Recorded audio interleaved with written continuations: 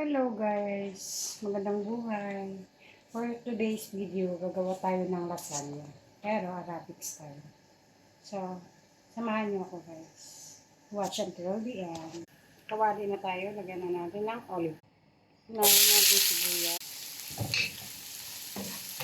Kunting bawang lang nilagay ko kasi ayaw ng amo ko. Pero kung gusto niyo maraming bawang, lagyan niyo ng marami. Lagyan natin yung beef.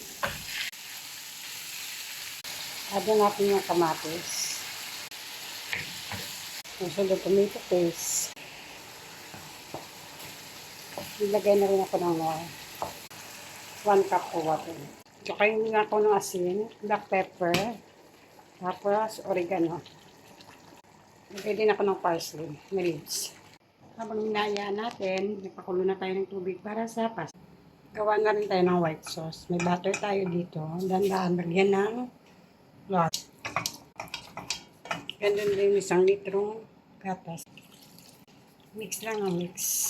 Lagyan natin ng salt. Ganun din ng white pepper. Lapot na siya guys. Sunod natin lutuin yung pasta. Let's start na guys. Isa lang na natin sa oven guys. Muntik ko nakalimutan videohan. Tapos na guys. So kain na. Thank you for watching. Bye. God bless.